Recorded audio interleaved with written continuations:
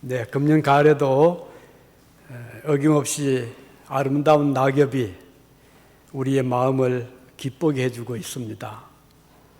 하나님께서 만드신 모든 만물이 다 아름답지만 특히 단풍의 아름다움은 그 의미가 아주 크다고 볼 수 있죠. 왜냐하면 나무잎 하나하나는 여름 동안 나무의 성장과 열매를 풍성하게 맺기 위해서 필요한 영양분을 태양으로부터 받아서 공급을 해왔잖아요. 긴 여름 동안 이 잎들의 역할은 아주 소중했습니다. 이제 마지막으로 그 잎이 땅에 떨어져서 거름이 되기 전에 온 세상을 아름답게 물들게 하는 이 단풍의 역할은 우리의 마음을 숙연하게 하기까지 합니다. 떨어지는 남풍잎을 바라보면서 우리도 언젠가는 일생의 마지막 날에 단풍잎처럼 우리의 사명을 다하고 세상을 떠나게 되는 그 운명이 어쩌면 우리의 운명이나 단풍의 운명이나 매우 유사하다고 생각이 됩니다. 지난주에 우리 여기 유진에 사시는 한 분이 세상을 떠났습니다. 81년의 삶을 마감하고 조용히 우리 곁을 떠났습니다. 저는 그분이 눈을 감기 전에 의식이 아주 뚜렷할 때 꽤 여러 가지 대화를 나누었습니다. 그분은 다시 회복이 되어서 집으로 돌아갈 것으로 생각을 했습니다. 그래서 집으로 퇴원해 가면 처리해야 될 일들이 이것저것 몇 가지 손을 꼽으면서 저에게 이야기를 해 주었습니다. 그리고 또 그동안 도와주신 옆에서 도와준 분들에 대한 고마운 또 인사를 아주 깍듯하게 침상에서 해 주었습니다. 자기를 돌보아 주기 위해서 한국에서 달려온 그 동생분들이 도착했거든요. 그래서 이분들은 영어도 잘 못하고 도움이 많이 필요한데 도와주어서 너무 고맙습니다. 그러면서 앞으로도 좀 잘 도와주면은 감사하겠습니다. 이런 인사까지 해 주었습니다. 이런 대화를 나누고 저는 집으로 들어왔는데 바로 그날 저녁에 갑자기 의식이 사라지게 되고 코마 상태로 완전히 불러도 대답도 못하고 조용하게 한 이틀 동안 누워 계시다가 세상을 떠나셨습니다. 삶과 죽음의 경계가 이렇게 가까우리라고는 저도 미처 생각을 못했습니다. 우리는 내일 일을 알지 못하면서도 앞으로 1년 후 아니면 몇 년 후의 일을 우리가 어떻게 알겠습니까? 성경은 이렇게 말씀하죠. 야고보서 4장 14절에 내일 일을 너희가 알지 못하는도다. 너희 생명이 무엇이냐? 너희는 잠깐 보이다가 없어지는 안개니라. 이렇게 말씀하고 있습니다. 우리 각자는 일생을 살아가면서 우리의 살아가면서 여러 가지 일들을 하잖아요. 업적도 남기고 좋은 일도 하고 또 성공도 합니다. 훌륭한 자녀를 잘 키워서 성장하게도 하고 또 사업을 열심히 해서 번성하기도 합니다. 그렇게 해서 일생을 살면서 좋은 친구도 만들고 또 명예도 이제 우리가 쌓을 수도 있고 또 특히 우리 신앙인들은 자녀들에게 좋은 믿음의 본을 또는 유산을 물려주기도 합니다. 일생을 살고 이제 세월이 흘러서 우리가 어느 정도 삶의 이제 완숙기, 성숙기 또는 마지막 때를 우리가 누굴 막론하고 다 겪게 되는데, 그때 우리가 어떻게 살아왔는가, 어떤 삶의 여정을 달려왔는가 하는 것은 매우 중요한 것이죠. 마치 과수원에 여러 그 종류의 나무들이 심겨져 있고, 이제 결실기가 되면 사과든 뭐 복숭아든 배든 요즘 많이 이제 있고 있는 이런 과수들 또는 뭐 감나무 같은 이런 결실을 맺게 되는데, 그때 그 과수원 주인 또는 그 농장의 주인이 그 열매들을 보면 얼마나 마음이 풍요로워지고 고마운 마음을 가지게 되잖아요. 향기롭고 아름다운 열매를 보면 그 나무가 소중해 보이는 것입니다. 마찬가지로 우리도 일생을 살아가면서 이제 마지막 삶의 그 완숙기 또는 노년이 되었을 때 우리가 살아온 열매들을 이제 각자 맺게 되지 않겠습니까? 그 열매를 볼 때 기뻐할 분이 누굴까요? 물론 주변의 친구들도 즐거워하겠지만, 이 세상은 넓은 과수원 같은 그런 하나의 농장으로 볼 때 우리는 그 농장에 심기워진 각자 과수와 같고, 그 농장의 주인은 우리를 이 땅에 창조해서 보내주신 하늘에 계신 우리 하나님, 하나님께서 위에서 보실 때 넓은 지구라는 과수원에 각각 심겨진 나무들이 결실기가 되어서 향기로운 열매를 맺으면 농장 주인 되신 하나님이 얼마나 기뻐하시겠는가 하는 것이 성경의 교훈인 것입니다. 마태복음 7장 16절, 오늘 우리가 같이 읽은 말씀에 보면 그의 열매로 그들을 알지니 가시나무에서 포도를 또는 엉겅퀴에서 무화과를 따겠느냐. 그러니까 나무의 종류에 따라서 또는 그 과일을 보아서 나무를 알 수 있고 평가할 수 있다, 그런 말씀인 것입니다. 이 나무는 우리의 각자의 삶의 나무라고 볼 수 있겠죠. 즉 일생을 의미한다고 볼 수 있고, 우리 모두는 하나님의 넓은 지구라 하는 농장에 심기어진 과수와 같은 존재들입니다. 과수원의 농부는 주인은 어떻게 하죠? 이런 봄에 이제 김을 매주고 거름을 주고 또 병충해를 막아주면서 열매를 잘 맺도록 농장 주인은, 과수원 주인은 부지런히 농사를 짓습니다. 필요하면 물도 주고 거름도 주고, 또 필요하면은 이제 그 적당한 그런 이제 제초 작업이죠. 풀도 제거해주고, 이렇게 해서 1년 내내 보살핍니다. 주인 되시는 하나님께서 기대하시는 것이 뭐죠? 이제 가을이 되면 좋은 열매를 맺을 것이다 하는 것입니다.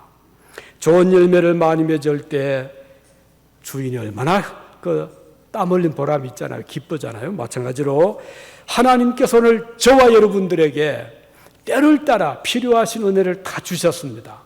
여러분들 태어났을 때 이미 주인 되시는 하나님은 우리에게 필요한 산소를 공급해서, 태중에서는 숨을 쉬지 않으니까 필요 없을지 모르지만 일단 세상에 태어나면 하나님이 많은 산소를 방 안에, 우리의 마당에, 동산에 다 예비해 주셨잖아요. 그뿐인가요?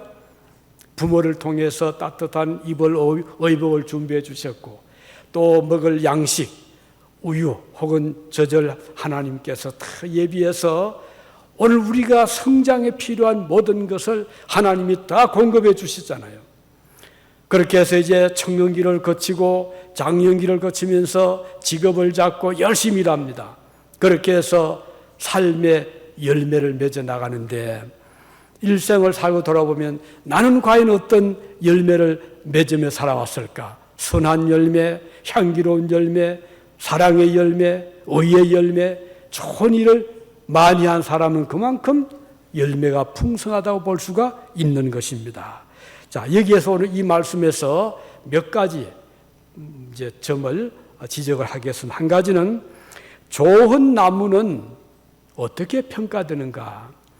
열매로 평가가 된다는 것입니다. 열매가 맺기 전까지는 어느 나무가 좋은 나무인지 모르잖아요. 그런데 열매를 따보면 야, 이 나무는 정말 좋구나. 과수가 향기롭고 맛이 있고 보기도 아름답고 그러면 그 나무는 가치가 드러나게 되지 않겠습니까? 마찬가지로 어떤 사람이 어떤 인생이 주인 되신 하나님 보실 때 좋은 사람인가 좋은 인생의 삶을 살았는가 하는 것은 그가 맺고 있는 열매로 알 수가 있다는 것입니다.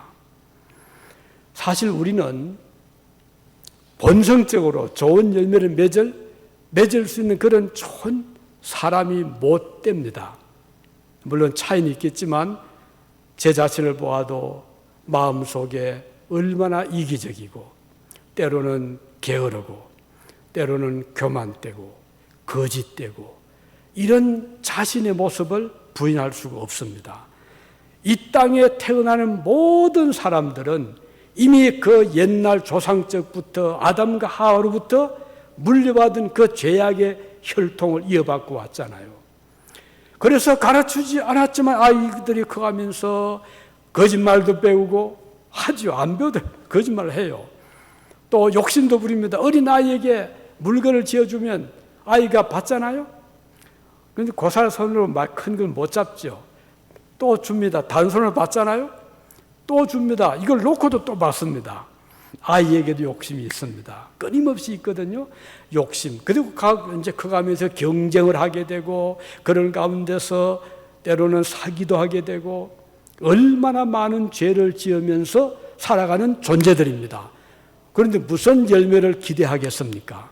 여러분, 농부가 과수를 심을 때에 예를 들면 이제 감나무를 봅시다. 여러분 감나무 또는 사과나무 봅시다. 그 사과나무, 감나무 또는 복숭아나무 그런데 심은 나무가 어떤 경우는 원하는 종류가 아닐 수가 있잖아요. 이때 농부는 접을 붙입니다. 가지를 잘라서 원둥치에 그 가지를 심어서 여기에서 나오는 새로운 가지에는 좋은 향기 좋은 과일이 맺힙니다. 이게 접붙이는 거거든요. 성경에 보면 오늘 우리 다 죄인들입니다. 그런데 우리가 좋은 열매를 천성적으로 기대할 수 없지만 접붙임을 받게 되면 어디에다가요? 예수 그리스도와 연합이 됩니다. 그 말입니다. 그 어떻게 연합되죠? 믿음으로. 예수님을 마음에 영접하고 주님을 믿게 되면 과거에는 사울처럼 과거에는 아담처럼 우리 속에 죄성이 살아있던 자도 그리스도의 보혈로 씻음을 받고 예수님으로 새로운 삶을 얻게 되면 그때부터 마음속에 변화가 일어납니다. 그래서 이제는 사랑을 베풀 수 있는 사람, 그리고 겸손한 사람, 정직한 사람, 베푸는 사람, 소망으로 기뻐할 수 있는 사람, 이렇게 변화를 얻게 되는 것입니다. 이거는 배워서 되는 것이 아닙니다. 돈 주고 살 수 있는 것이 아닙니다. 예수 그리스도의 생명과 연합이 되면 변화를 받게 되는 것입니다. 그래서 종종 우리는 이 은혜를 생각하면 너무 감사하잖아요. 나 같은 죄인이 어떻게 하나님의 은혜를 받게 되어서 예수님을 만나게 되고 그 예수님의 생명의 가지에 우리가 접붙임이 되어서 이제는 변화된 사람, 새로운 사람으로 바뀌게 된 것이죠. 이것이 바로 그 사람의 가치를 완전히 다르게 하는, 그래서 하나님의 생명을 소유한 사람으로 변화를 시키게 되는 것입니다. 자, 이렇게 해서 이 사람이 이제 열매를 맺는데 그러면 어떻게 돼요? 하나님께서 얼마나 기뻐하시고 사랑하시고 보호해 주시잖아요. 그런데 만일에 그렇지 않고 악한 열매, 거짓의 열매, 교만의 열매를 계속 맺으며 살게 되면 그 마치 좋지 않은 열매, 돌감나무 열매를 맺은 것처럼 하나님 주인 되신 하나님 보실 때는 가치가 없는 거예요. 어떻게 해요? 가만 두자니 열매는 제대로 맺지도 못하고 땅은 그대로 차지하고 있고 걸음을 아무리 주어도 열매가 좋지 못하면 마침내 주인은 도끼로 나무를 찍어낼 수밖에 없잖아요. 이스라엘 백성이 그랬거든요. 하나님께서 많은 백성 중에서 아브라함을 선택하시고 아브라함의 은혜를 베풀어서 그 후손들이 선택된 이스라엘 백성이 되었어요.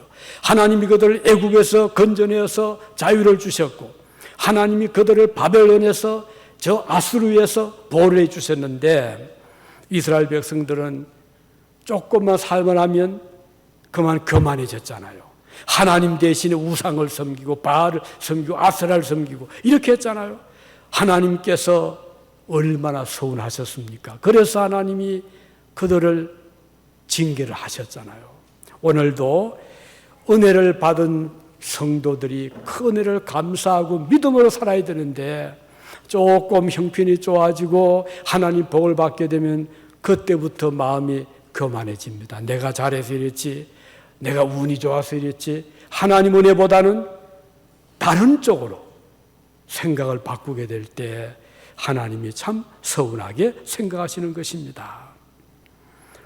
오늘 우리는 우리 조국 대한민국을 생각합니다. 한국이 참 지금은 잘 살잖아요. 이번에 한국에서 오신 그 창심선 씨 그 부인의 여동생들이 그 말 하더라고요. 지금 목사님 한국에 살기가 너무 좋습니다. 그래서 언니를 한국에 나와서 살려고 했지만 거기 되지 못했네요. 그래요.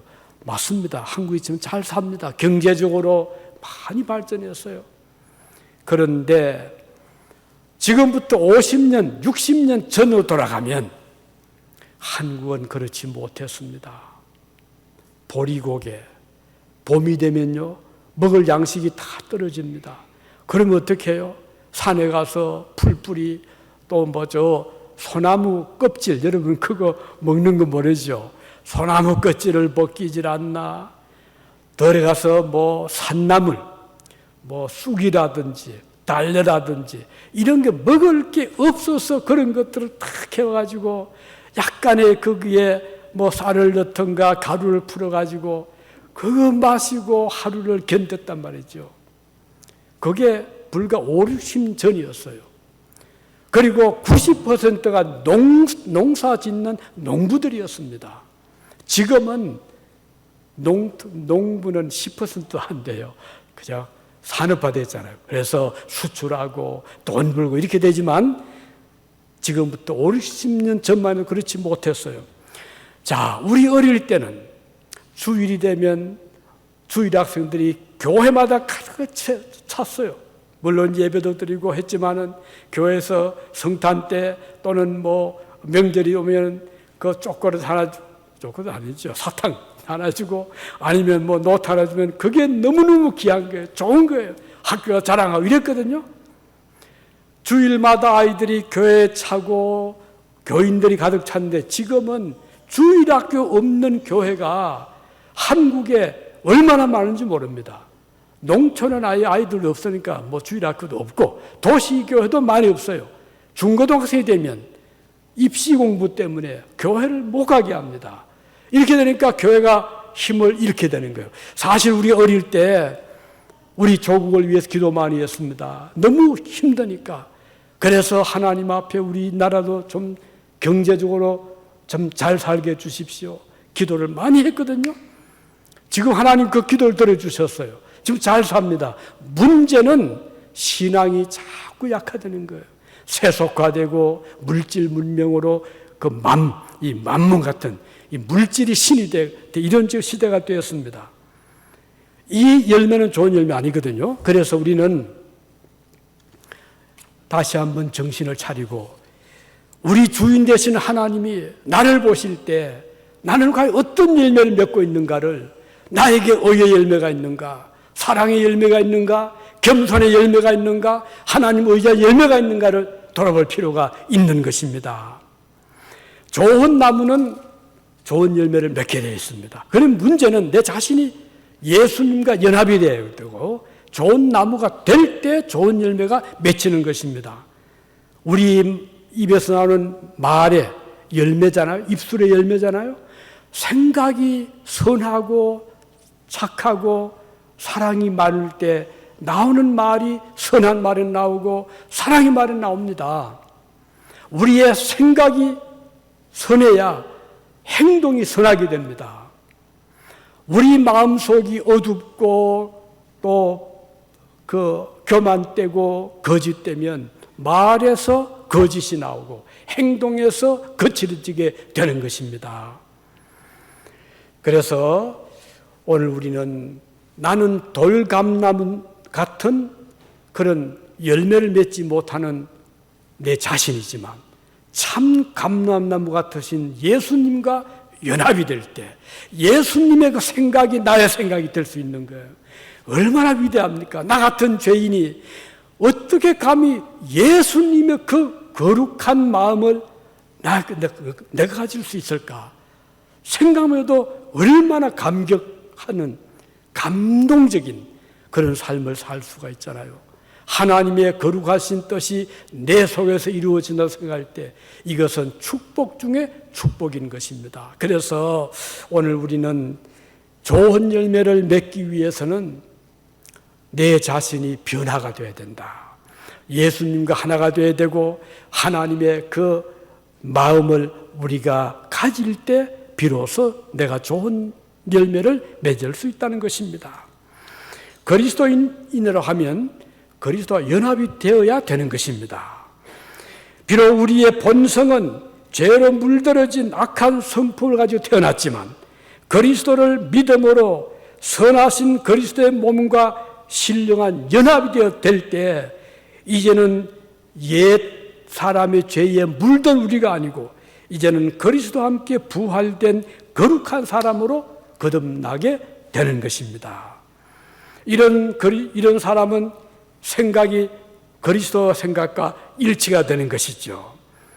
이제는 하나님이 그렇게 우리에게 귀하게 보일 수가 없습니다. 과거에는 하나님 몰랐으니까 제일 좋은 것이 눈에 보이는 이 세상, 아름다운 그런 세상의 물건들, 또 보석들, 좋은 건물들, 좋은 땅들, 이게 최고의 가치였지만 그리스도를 알고 나서부터는 이제 그런 것들보다 더 좋은 분이 우리에 나타났는데 그분이 바로 우리를 지으신 만유의 주이신 하나님이시다. 나를 구원하러 오신 예수님이 그렇게 좋을 수가 없는 것이죠. 그래서 이런 사람은 이제 그리스도의 그 열매를 맺게 되는 것입니다. 이제 우리는 옛날에 좋아하던 것들, 그런 것들을 이제는 우리에게는 차츰차츰 그렇게 좋아 보이지 않게 되는 것이죠. 그래서 생각이 바뀌어지고 행동이 달라지게 되는 것입니다. 우리가 아무리 많은 것을 잘 준비해도 우리가 세상 떠날 때 가지고 가지 못하잖아요. 이제 말씀드린 세상 떠난 우리 심선창 부인 이제 세상 떠나니까 그분이 돌아가신 남편이 아주 페더럴 가버먼트의 직장을 가지고 계셨던 그 비행 통제사 일을 평생을 했답니다. 그러니까 좋은 그런 일을 했고 또 여러 가지 혜택이 많아 그 혜택이 부인에게 돌아온 거예요. 이분이 이제 그 혜택을 받으면서 이제 그 원하는 것도 이제 그동안 못한 것도 하고 물건도 사. 자, 이제 마지막으로 그럼 좋은 열매는 어떻게 맺을 수가 있는가? 생각에 그쳐서는 안 되잖아요. 열매는 말 그대로 그 결과물입니다. 결실이잖아요. 아무리 보기 좋아도 예수님이 그 예루살렘 성전에 들어가실 때 세워졌던 무화과나무를 보시고 가까이 가셨잖아요. 왜요? 시장하셨어요. 뭔가 좀 몇 개 무화과 이름 따 드시고 싶었어요. 가서 보니까 잎은 무성하고 나무는 큰데 딸 열매가 없었던 거예요. 주님이 참 서운하셨어요. 주님께서 이제부터 영원히 너에게 열매를 맺지 못하리라 말씀하실 때 즉시 그 무화과 나무 뿌리부터 가지 끝까지 말랐다고 했죠. 이건 하나의 상징입니다. 무화과 나무는 이스라엘 나라. 이스라엘 나라가 하나님의 은혜를 받아서 선택된 백성 아브라함 후손 그 하나님의 온갖 은혜를 받았지만 그들이 하나님을 등을 돌렸잖아요. 하나님을 떠났잖아요. 우상을 사랑했잖아요. 온갖 부정, 불의, 불공평으로 살았잖아요. 하나님께서 매우 서운하게 생각하셨던 거예요. 주님이 원하시는 것은 열매입니다.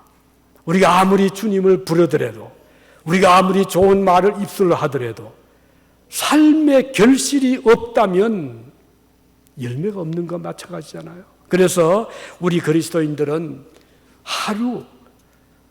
하루의 삶을 이제 정리할 때 오늘 나는 몇 가지나 좋은 일을 했던가 한번 정리할 필요가 있지 않겠습니까?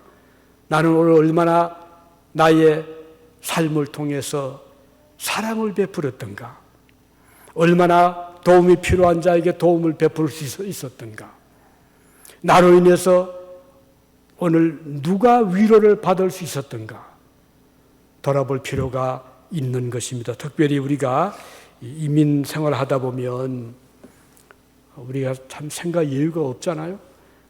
그러니까 항상 긴장 속에 살게 되는데 그렇다 하더라도 우리가 이민자로서 여기에서 우리가 할 수 있는 일이 뭔가, 맺을 수 있는 열매가 뭔가를 생각을 할 수 있기를 바라는 것입니다. 그 생각하면 좀 더 돕고 싶어져요. 좀 더 우리가 나누고 싶잖아요. 한 번은 여기 친교관 앞에 어떤 분이 와서 그 차를 대고 저를 찾더라고. 그래서 나갔더니 여기 우리가 물이 좀 필요한데 차를 좀 씻어야 되는데 당신이 앞에 있는 수돗물을 쓸 수 있겠냐고 이렇게 문의를 해왔더라고요. 그래서 저는 아주 반갑게 그렇게 하시라고. 그러니까 그 앞에 있는 호스는 좀 짧아서 그 차가 추력이었는데 저 뒷부분은 씻을 수가 없겠더라고요. 그래서 제가 저기 긴 호스를 일부러 끌어서 주면서 이것을 쓰라고, 마음껏 씻으라고 그렇게 했더니 너무너무 고마워하는 거예요. 사실 뭐 그건 아무것도 아니잖아요. 그런데 그 일을 하면서 정말 이렇게라도 도울 수 있다는 것이 얼마나 감사한 그런 생각이 들더라고요. 우리가 하루의 삶을 살아가면서 별거 안 하지만 우리의 말 한마디, 우리의 작은 행동 하나가 우리의 이웃에게 위로가 되고 격려가 되고 그에게 힘이 된다면 참 보람이 되잖아요.